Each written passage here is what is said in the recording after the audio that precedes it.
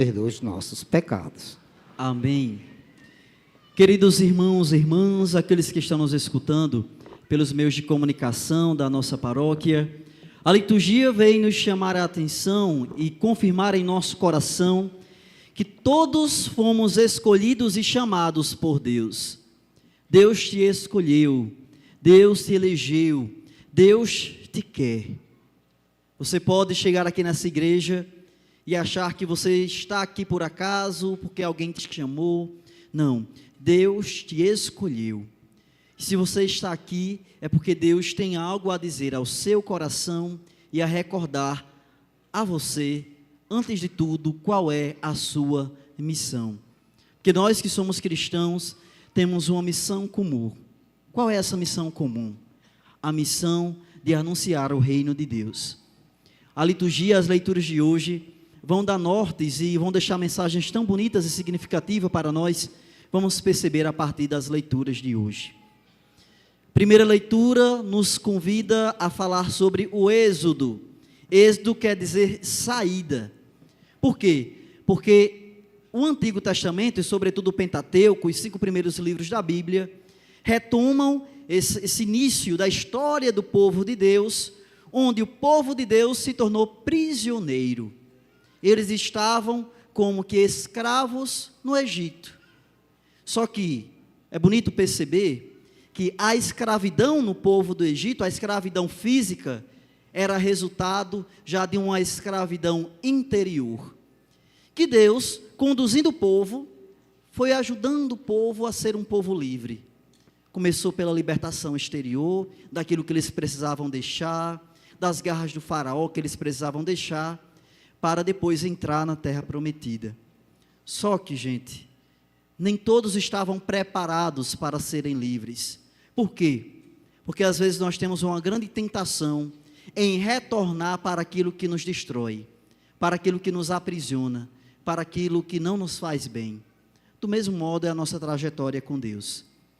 Vamos perceber a partir da leitura de hoje. Naqueles dias, os israelitas, partindo de Rafidim, que era Rafidim? Que lugar era esse? Foi o lugar que o povo de Deus teve sede. E por causa dessa sede, eles começaram a questionar Deus. Como é que pode? Onde é que está Deus? Nós estamos com sede. Começaram a reclamar, começaram a murmurar. Gente, a murmuração não é de Deus. A murmuração não faz bem. Porque, primeiro, não vai resolver o problema. Mas a murmuração vai nos corroendo por dentro. Mas teve um exercício bonito que o povo fez quando estavam passando pelas dificuldades. Percebam. Chegaram ao deserto no Sinai, onde acamparam. Israel armou aí suas tendas de fronte da montanha.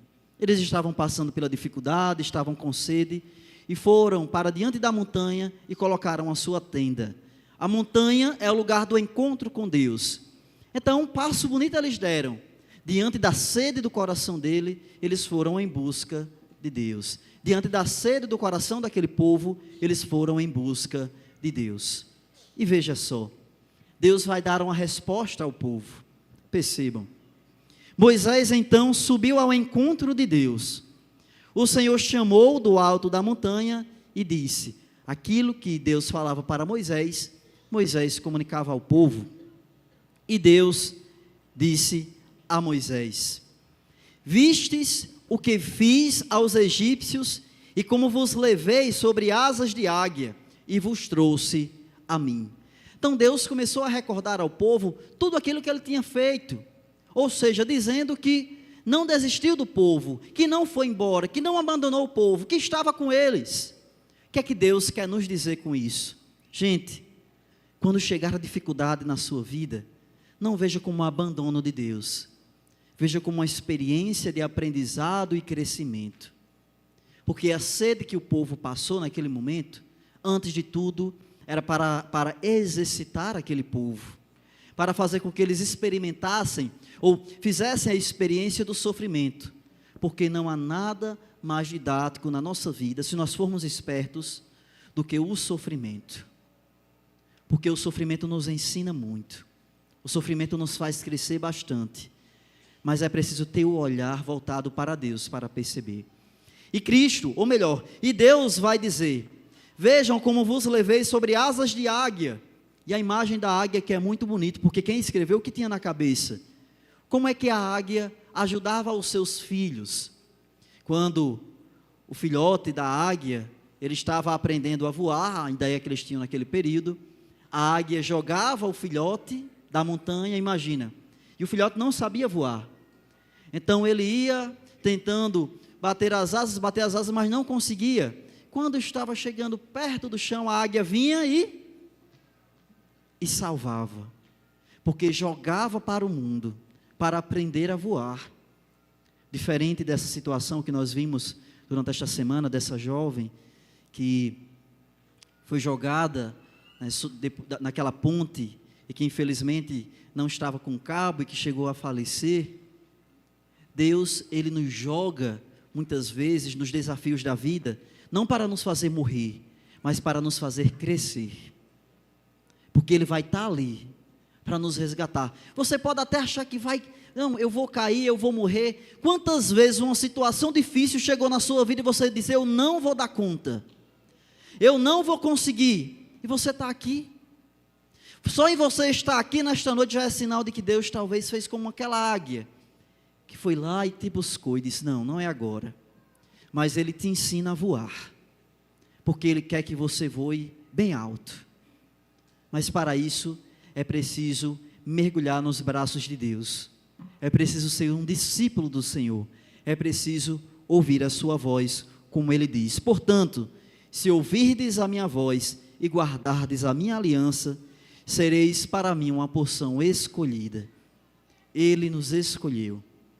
Vamos entender um pouquinho dessa escolha a partir do Evangelho de hoje. Naquele tempo, Jesus, vendo as multidões, compadeceu-se delas, porque estavam cansadas e abandonadas, como ovelhas que não têm pastor. Então veja, Jesus viu uma multidão, assim como eu estou vendo aqui, tem uma multidão aqui na minha frente, tem uma multidão em algumas missas, mas veja só, tem hora que eu me alegro quando eu vejo a multidão, mas ao mesmo tempo eu fico rezando e pedindo a Deus, que desta multidão, pelo menos 100 pessoas se tornem discípulos de Jesus. Porque não quer dizer que eu estou aqui na missa, ou que eu estou no meio da multidão, que eu sou discípulo do Senhor, não. Porque ser discípulo é abraçar a causa do reino. E nem todos estão disponíveis para isso.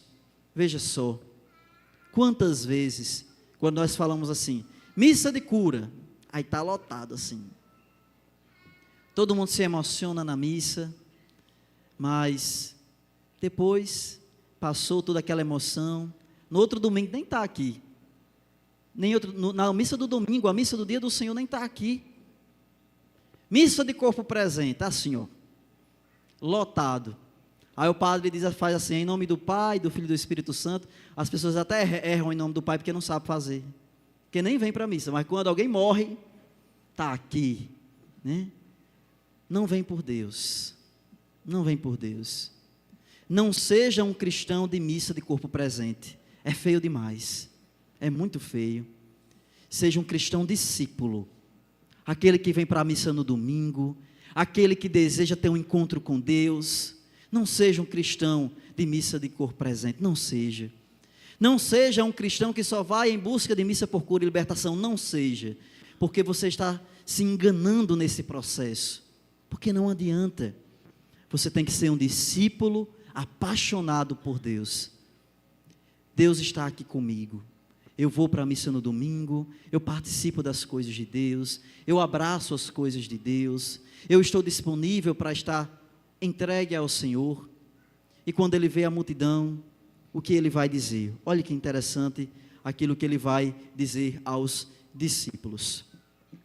Então, disse a seus discípulos, não ao povo: a messe é grande, mas os trabalhadores são poucos.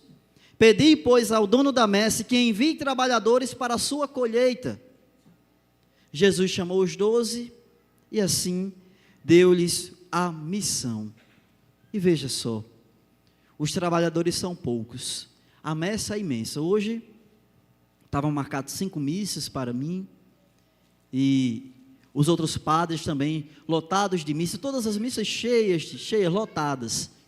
Então, cada missa, eu acho que se for juntar, dá o que, umas 5, 6 mil pessoas no domingo. Imagina se todas as pessoas que estão participando da missa abraçassem a causa do reino de Deus. Currais Novas seria muito diferente, muito diferente. E quando eu olho para vocês, eu tenho esperança, e fico rezando e pedindo a Deus, meu Deus, que eles se tornem discípulos e não estejam apenas no meio da multidão, que eles sejam próximos de Jesus, que eles abracem realmente a causa do reino de Deus, que eles evangelizem os seus, porque, gente, eu sou padre, mas a missão de falar de Deus não é só minha, é sua também. Você também foi escolhido por Jesus.